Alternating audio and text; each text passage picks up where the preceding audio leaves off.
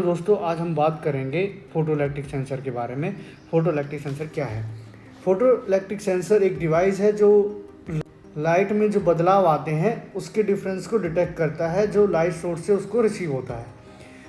और ये light source से बना होता है। मेनली इसमें कंपोनेंट लाइट सोर्स होता है जहाँ से हमें लाइट रिसीव होती है, उसको एमीटर भी बोलते हैं, एमीटर या सेंडर।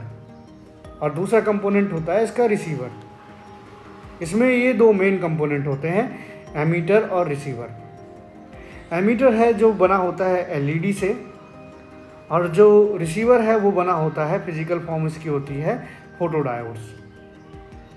जो लाइट्स को इलेक्ट्रिकल सिग्नल्स में कन्वर्ट करते हैं, मतलब फोटोन्स को इलेक्ट्रिकल सिग्नल में कन्वर्ट कर देते हैं। इसका नाम फोटो इलेक्ट्रिक क्यों है? इसका रीज़न ये है क्योंकि ये लाइट सोर्स से बना होता है। लाइट सोर्स इसका मेन है। और लाइट में क्या होता है? फोटोन्स। लाइट किससे बनी होती है? फोटोन से। तो यहाँ से इसका नाम आया है फोटोन्स। फोटो मतलब फोटो इलेक्ट्रिक। इलेक्ट्रिक हमारा कम्युनिकेशंस होता है, और सेंसर जो कुछ डिटेक्ट कर सके। ठीक है, तो ये नाम ऐसे आया है फोटो इलेक्ट्रिक सेंसर। आपको पता चल गया। अब मैं इसका वर्किंग प्रिंसिपल बताता हूँ, ये काम कैसे करता है। हम किन सेंसर्स को फोटो इलेक्ट्रिक सेंसर कह सकते हैं, कैसे हम कहेंगे कि ये सेंसर फोटो इलेक्ट्रिक है या ये वो है, हम कैसे बताएंगे? तो मैं आप बताता हूँ कि देखिए, फोटो इलेक्ट्रिक सेंसर में दो चीज़ें मेन होती हैं। फर्स्ट होता है सेंडर, सेकेंड होता है रिसीवर। और जो सेंडर होता है वो हमारा, जिसको आप एमीटर भी बोल सकते हैं, जो एमिट करता है, ये होता है मोस्टली फिजिकल फॉर्म में आप एलईडी बोल सकते हैं।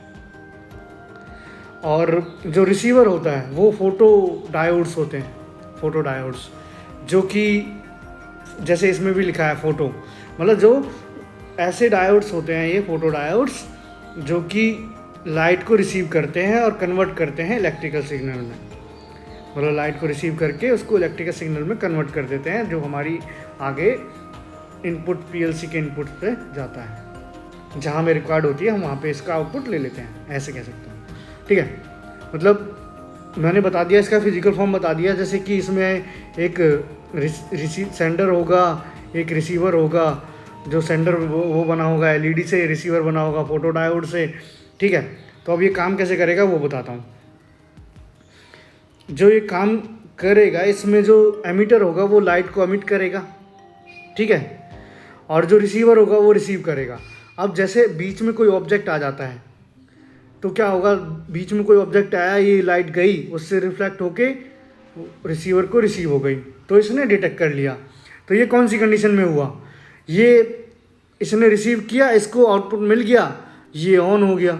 इसके मतलब बाइनरी आउटपुट दे दिया 1, तो ऑन हो गया। मतलब यहाँ पे कोई ऑब्जेक्ट है, इसने पीएलसी को बता दिया।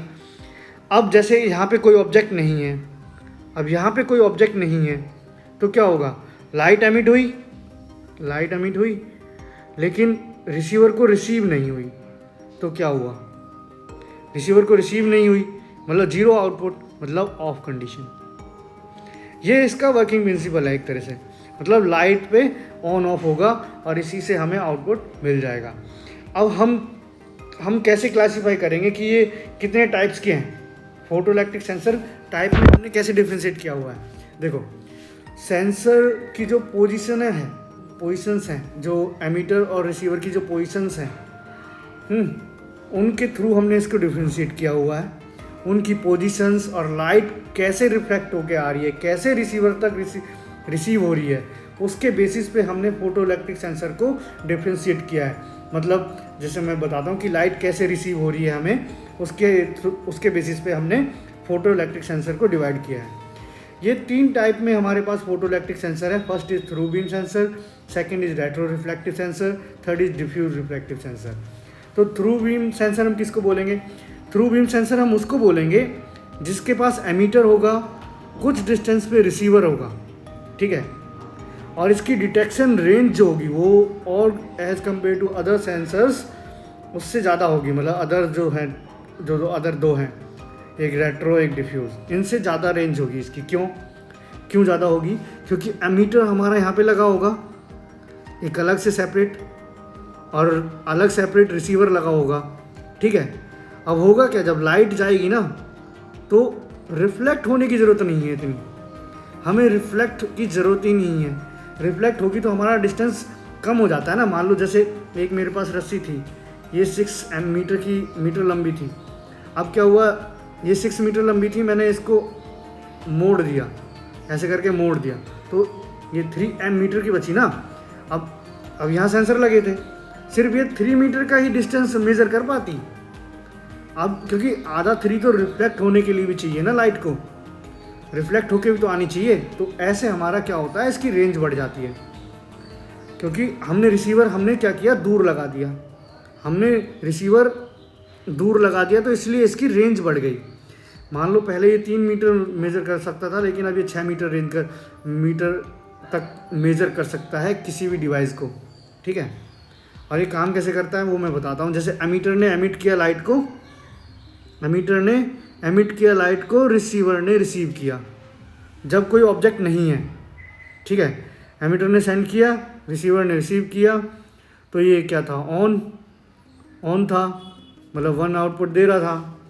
अब जैसे ही कोई ऑब्जेक्ट आया इसके बीच में, जैसे ही कोई ऑब्जेक्ट आया, मान लो ये ऑब्जेक्ट आ गया, ये ऑब्जेक्ट आ गया, तो क्या हुआ, रिफ्लेक्ट हो गई लाइट, रिफ्लेक्ट होकर बाहर चली गई, रिसीवर को रिसीव नहीं हुई, तो क्या हुआ, 0, मतलब ऑफ हो गया। इससे हमारे पीएलसी इनपुट को पता चल गया कि हमें मतलब वहाँ पे कोई ऑब्जेक्ट आ गया है, कोई रुकावट आ गई है, या कुछ मतलब हमें रिसीव हो गया है, जहाँ पे हमने लगाया था, जिस पर्पज़ के लिए लगाया था वो काम हो गया है, ठीक है। तो ये इसका काम हो गया थ्रू बीम का, ठीक है। अब रेट्रो रिफ्लेक्टिव में क्या है, रेट्रो रिफ्लेक्टिव में क्या है कि हम एमीटर और रिसीवर दोनों एक ही जगह लगा देंगे। अब जब एक ही जगह लगा देंगे, इसकी रेंज भी कम हो जाएगी। जैसे इसकी 2 मीटर थी, इसकी 200 mm बची, ठीक है, इसकी रेंज कम हो जाएगी। और रेट्रो रिफ्लेक्टिव क्यों बोल रहे हैं इसको, रेट्रो रिफ्लेक्टिव ये है कि ये रिफ्लेक्ट होके रिसीवर तक रिसीव होती है इसकी लाइट, वो मैं अभी बताता हूँ कैसे। जैसे रेट्रो रिफ्लेक्टिव में क्या होगा, एमीटर और सेंसर हमारे पास दोनों पास होंगे, ठीक है, एमीटर और सेंसर दोनों होंगे हमारे पास, तो लाइट जाएगी, एमीटर से लाइट गई, कोई ऑब्जेक्ट नहीं है, ठीक है, रिफ्लेक्टर से रिफ्लेक्ट होके वापस हो गई, तो मतलब क्या है, ऑन, जब कोई ऑब्जेक्ट नहीं है, ये ऑन है 1, ठीक है। अब क्या हुआ कि कोई ऑब्जेक्ट आ गया इसके बीच में, तो क्या हुआ, ये रिफ्लेक्ट अब ऑब्जेक्ट से टकराई और डाइवर्ट हो गई, हमारे रिसीवर को तो नहीं मिली ना, तो क्या हुई, ऑफ, 0 ऑफ, मतलब पीएलसी को पता चल गया कि कोई ऑब्जेक्ट हमारा जिस पर्पज़ के लिए हमने लगाया था वो पर्पज़ आ गया है, मतलब हमारा ऑब्जेक्ट वहाँ पे आ गया है, डिटेक्ट हो गया है। तो ये है रेट्रो रिफ्लेक्टिव। अब इसमें क्या है, तीसरा है डिफ्यूज़ रिफ्लेक्टिव सेंसर। डिफ्यूज़ की रेंज बहुत कम है, क्योंकि यहाँ पे हमने रिसीवर और एमीटर दोनों एक जगह लगाए हुए हैं और हमारे पास कोई रिफ्लेक्टर भी नहीं है। अब रिफ्लेक्टर ना होने की वजह से हमारी जो रिफ्लेक्टिव एफिशिएंसी बचेगी, मतलब लाइट को रिफ्लेक्ट होने की कैपेबिलिटी हमारे ऑब्जेक्ट के ऊपर डिपेंड करेगी, ऑब्जेक्ट का सरफेस कैसा है। अगर ऑब्जेक्ट मिरर है तो ज़्यादा अच्छा रिफ्लेक्ट कर पाएगा, तो मतलब ज़्यादा अच्छे से ज़्यादा डिस्टेंस तक मेजर कर पाएगा हमारा सेंसर। अगर मान लो मिरर नहीं है, कोई और ऑब्जेक्ट है, तो उसकी रेंज और कम हो जाएगी। तो इसकी रेंज डिपेंड करेगी ऑब्जेक्ट के सरफेस पे, इसलिए इसको डिफ्यूज सेंसर, मतलब जिसकी रेंज बहुत कम होती है, डिफ्यूज है और रिफ्लेक्टिव है। इसका काम कैसे करता है मैं वो बताता हूँ, काम कैसे करेगा। एमीटर और रिसीवर दोनों एक पास हैं, सेम होगा, क्या होगा, लाइट जाएगा, कोई ऑब्जेक्ट नहीं है, जाता ही रहेगा, ऑफ रहेगा, तो मतलब क्या होगा, 0 आउटपुट, ठीक है। अब क्या होगा कि मान लो कोई ऑब्जेक्ट आ गया, तो ऑब्जेक्ट होगा तो क्या होगा, ऑब्जेक्ट रेंज में भी होना चाहिए, इसमें ये भी डिपेंड है, और उसका सरफेस रेंज में होगा तभी वो एक्यूरेटली डिटेक्ट कर पाएगा, तभी रिसीवर को रिसीव होगा। और जैसे ही उसकी रेंज में है और रिसीवर से हमारा ऑब्जेक्ट से टकराया, लाइट रिसीव हो गया, तो 1 का आउटपुट मिल गया, ये ऑन हो गया, हमारे पीएलसी को पता चल गया कि ऑब्जेक्ट आ गया है, डिटेक्ट हो गया है। तो ये इसका काम था, ठीक है। अब मैं ऐसे समझाता हूँ कि जैसे ये हमारे 3 टाइप्स हैं, तो इनको हम कैसे डिफ्रेंशिएट मतलब कैसे बताएंगे। जैसे देखो, सिंपल सा समझने का तरीका है, जो थ्रू बीम जो सेंसर है ना, उसमें एमीटर और रिसीवर हमेशा दोनों एक अलग अलग डिस्टेंस पे होंगे, और जो रेट्रो रिफ्लेक्टिव होगा उसमें एमीटर और सेंसर दोनों एक साथ होंगे, बट रिफ्लेक्टर लगा होगा। अब देखो इस डिफ्यूज वाले में रिफ्लेक्टर नहीं लगा होगा, रिसीवर और एमीटर दोनों साथ तो होंगे लेकिन रिफ्लेक्टर नहीं होगा, तो वो हमारा डिफ्यूज हो गया।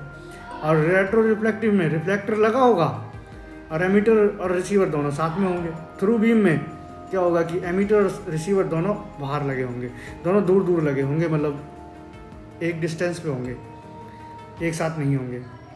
तो इससे क्या होगा कि इसकी डिस्टेंस, मेजरिंग डिस्टेंस रेंज बढ़ जाएगी और ये अच्छे से काम कर पाएगा फिर। और डिपेंड करता है कि हमारी एप्लीकेशंस क्या हैं, हम किस लिए यूज़ करना चाहते हैं। ठीक है, ये मेनली 3 टाइप्स के होते हैं जो आप यूज़ करते हैं। अब मैं आगे बताता हूँ, जैसे कि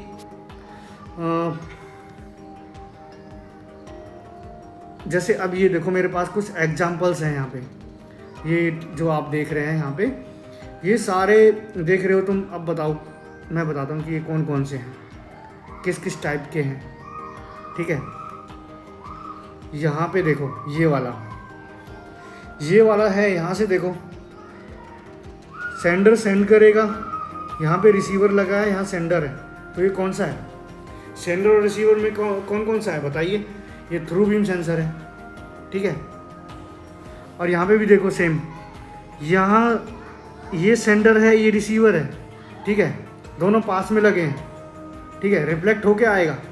ठीक है, और रिफ्लेक्टर लगा होगा, अगर रिफ्लेक्टर लगा होगा तो ये रेट्रो रिफ्लेक्टिव होगा, मतलब सेकंड टाइप का होगा जो हमने डिस्कस किया था। अगर रिफ्लेक्टर नहीं लगाया हमने, इसी सेंसर में मैं बता रहा हूँ, अगर इसी सेंसर में हमने क्या किया कि रिफ्लेक्टर नहीं लगाया तो ये डिफ्यूज टाइप का हो जाएगा। तो ये कौन सा हो जाएगा? तीसरी कंडीशन का हो जाएगा, अगर हमने रिफ्लेक्टर नहीं लगाया तो।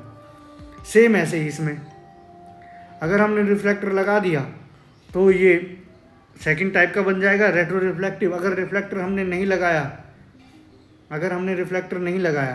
तो ये बन जाएगा थर्ड टाइप का डिफ्यूज सेंसर, क्योंकि सेंडर रिसीवर दोनों पास में है, थ्रू बीम तो हो ही नहीं सकता, थ्रू बीम कैंसिल।